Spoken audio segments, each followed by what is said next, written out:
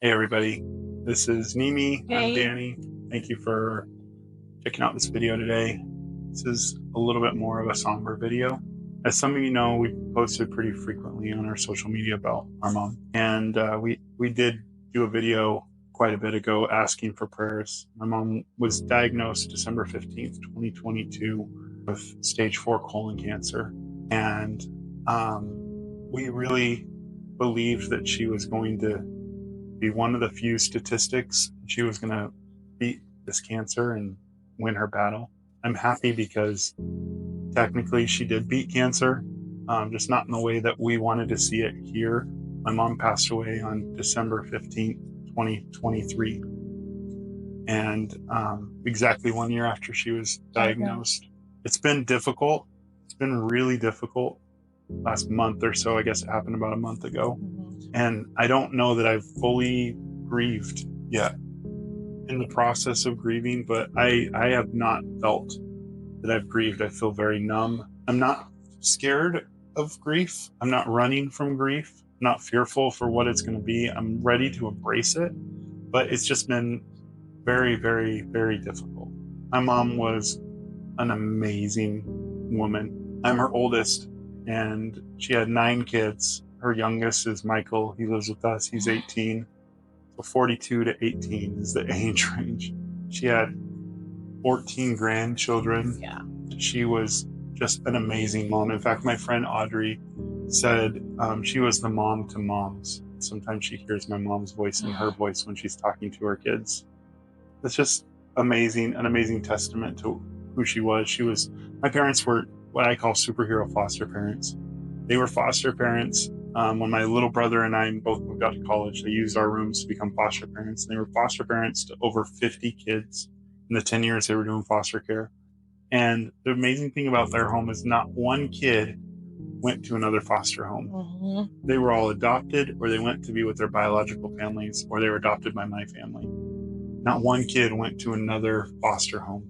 And that's a huge, just what my parents were able to do is amazing. My mom was one of the most loving, caring people you would ever know, but she didn't give off that persona. She gave off a tough lady. Tough lady look. Don't mess with me type. People definitely, yeah. Misunderstood her. Misunderstood her, yeah. When I first met her, when I was dating Danny, I was like, Mom's a little mean, I feel like, because she just looked like, but she's so sweet, so loving, so caring. Legit, that's my mom, guys. It is. Her and I talked about everything. She helps so much with just our family, and she's just a trooper. She's a trooper. I can't even think of any other mom that could amount to her. That woman is just spectacular. And she loved you. Yeah. She loved you so much. And I loved her. It was crazy. About a week before my mom was diagnosed with cancer, before we even knew anything was wrong, she told me, if anything ever happens to your dad, I'm going to come live with you in Nimi. And she said that because she told me because I think Nimi needs me more than any of my other daughters. She loved Nimi. She loved her so much. And you guys had this crazy, I could not be, as a husband, to have your wife and your mom get along. You guys were close. We vacationed together many times. The last year that she was going through her treatment and everything, one of the things that happened, she went through her very first CAT scan all by herself. I picked her up from the hospital and she said, they think I have cancer. They want me to go do these tests. And I said, do you want me to go with you? And she said, no, you got to work. It's all right, I'll do these tests. And so we flew my dad down that night because we were pretty sure there was something bad that was happening. My dad and I went with her the next day to her PET scan, and we sat in the lobby of this scan where most of the people that are there are scanning to see where their cancer levels are at. And my dad and I saw these old ladies, probably 6 or 7 old ladies that were all alone, that were so scared. And my dad said, she's not going to go through any of this alone. And I said, no, she's not. She confessed to us that night that she actually was scared when she had the CAT scan. There wasn't one treatment. Appointment, nothing. There wasn't one, even telehealth. Yeah. Her she would go with her to their OBGYN. There was not one appointment that my mom went to alone. And she lived with us for her last year. And it was such an honor and blessing to be able to take care of her. Yeah. And care for her. You know, it was so hard too, but it was like, we were just happy that we spent that time with her. We had that opportunity to I felt guilty. I felt guilty because my brothers and my sisters didn't get all that time that I got with her. When she passed, there was nothing that was unsaid. There was nothing that was left on the table. All I kept telling her when she was in her hospital room was, "I love you, Mom. I love you so much." And it was important for us to let her know, my brothers and I, that we were going to make sure that Dad was taken care of and that Dad was going to be okay. And Dad stayed with us about a month after she passed.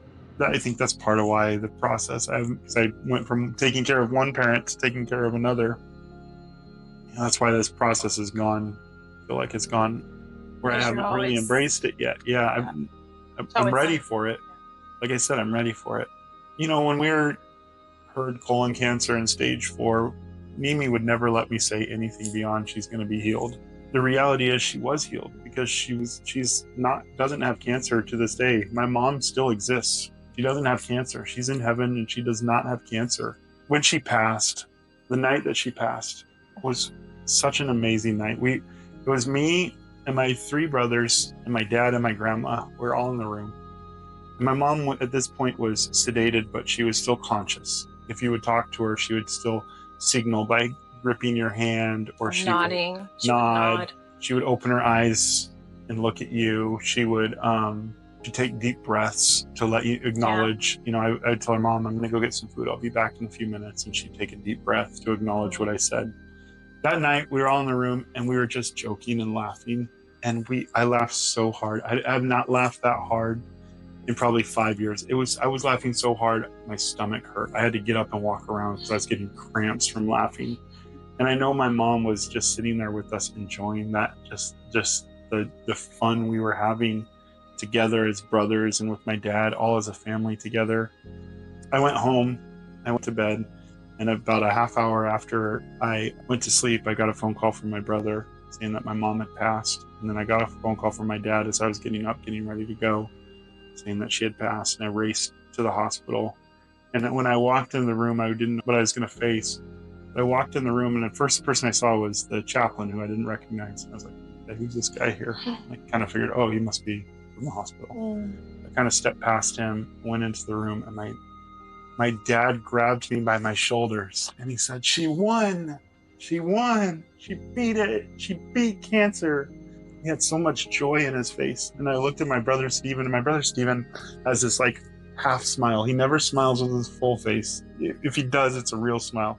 But if he's smiling at a joke, he has this half smile. But he had this smile from ear to ear, and he said, "Danny, it was so beautiful. It was so beautiful. It was so beautiful." And my brother G was just agreeing with him. And I found out that what had happened was they were, as we said, we weren't going to let her go through anything alone. So especially in this last days, we were taking shifts. My brothers were taking shifts being awake with her. And my brother Stephen was getting tired. And so he started playing some music, and that woke up my brother G. And he said, "Hey, why don't we play some worship music?" And so he started playing worship music, and they started singing. And obviously my mom is there, conscious. She's singing with them. And not verbally, but in her spirit. The song "Praise You in the Storm" by Casting Crowns came on. And that song is about disappointment. And it's about hurt, and it's about frustration, and it's about God not coming through and not saving us, but still praising him, because we know that there's a process and that he will save us. It's praising him regardless of the outlook, regardless of what you're going through. And she took her last breath during that song. She took a deep breath, and my brothers both noticed it. And they said, "Is that it?" And they were waiting and waiting and waiting for another breath, and she never took it. How amazing is that she stepped into eternity, into a place of eternal worship, leaving earth in a place of worship. My brother Stephen said he always believed with his head that she would be healed. It was in that moment that he really believed with his heart. He thought, this is really going to happen. She's really going to get healed. And my brother G was ready to send a text at 3 a.m. to everyone saying, "Don't come into this room unless you're prayed up, because we have we have an atmosphere of worship going on right now, and I don't want anybody to hinder that atmosphere. God was in the room. And like the amazing thing is, and I haven't even actually got to communicate this to my brother yet, but where he said, I actually believed, it was the first time I actually fully believed that she was going to be healed. She was just seconds away from actually really being healed. We just can't see it on this side of eternity. With our naked eye, yeah. So she passed. Everyone was able to see her. All 9 of her children, all of her grandkids.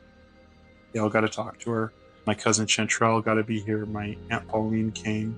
All of her brothers, her mom. Everybody was able to say what they wanted to say to her. We all had time when she was still conscious to be able to talk with her. She kept telling us, it's going to be okay. It's going to be okay. Reading about colon cancer, you were constantly saying, she's going to be healed. Don't think about that. Don't worry about that. But me, I need to read. I need to see stuff. I need to know. So I would read, and the one thing that I read about colon cancer is it's one of the most painful cancers to die from. Incredibly painful. And every time we asked my mom if she was in pain, she said, no, I'm not in pain. And I believe that was an honoring from God. Yeah. That God let her go in peace and free of pain because of the life that she lived for him. You know, I said... And she honored and followed God all through her life. Yeah, like, God truly blessed her for sure. It's amazing. Yeah. And now we have the responsibility, we have the obligation, we have the job of living her life out, living what her principles out, her life. And so I say this all the time, my mom did not live an extraordinary life, but she did live with extraordinary love, and that made her an extraordinary woman. Now that's our job as a couple together, as a family, as an extended family, my brothers, my sisters, my nieces and nephews, my dad, my uncles, my grandma. We all need to live her legacy, that legacy of love, of compassion, of always having whatever anybody needed. If it was, I heard so many stories after she passed of her generosity and her compassion. I heard one time she was saving up hotel points to take a vacation, and she met a mom with kids that was homeless on the street, and she gave them her hotel points so that they could spend the night in a hotel for a week. Like, just, she was so amazing. She was so amazing. And not exactly sure what point of our video right now is, except to say thank you. Giving you guys a glimpse of who she was, who she was when she was here. Thank you for your prayers for my mom. Yes, thank you guys. Thank you for believing with us. And thank you for all the kind messages that you've sent us when some of you have heard of her passing. Going to her celebration of life in a few weeks. And so we're going to be heading to Oregon, and we're going to be with all of our family again, which is going to be amazing. I love being with my family, our family. I'm glad he corrected himself. I was just about to do that. I love being with our family. Like I said, our job is, our path is clear. We have to live with that same love that she lived with as we move forward. And so thank you so much for your love and support, and pray for us as we walk through these next steps, these next things. Pray for my dad. My dad definitely misses my mom. He's having a really difficult time. Just pray for our family. Just pray for our family. That God heals our hearts and comforts us. And that we can live up to her extraordinary life.